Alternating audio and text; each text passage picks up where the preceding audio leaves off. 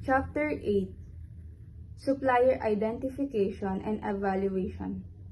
The primary aim of supply chain management is to build good relationships among chain members in order to provide customers with accurate service.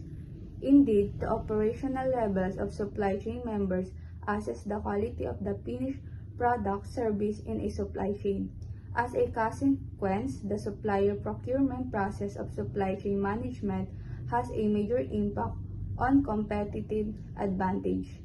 Choosing the right supplier, particularly for high-end service provided, means more than just searching for the best deal.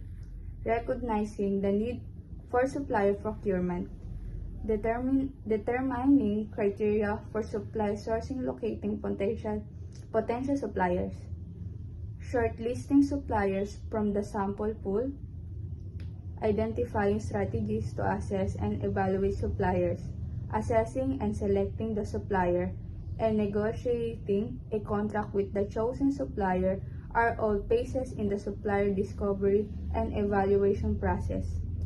Customer and organizational satisfaction, process and design capabilities, quality and defendability, cost, service, capacity, location, management capability, financial condition and cost structure, planning and control system, environmental regulation and compliance, willingness to share technologies and information, long-term relationship potential, and supplier selection scorecard are all factors to consider. Ray Carter created the 10 C's concept of supplier evaluation, which can be helpful when conducting pre-qualification supplier evaluations: expertise or ability, strength, interaction control system, cash, efficiency,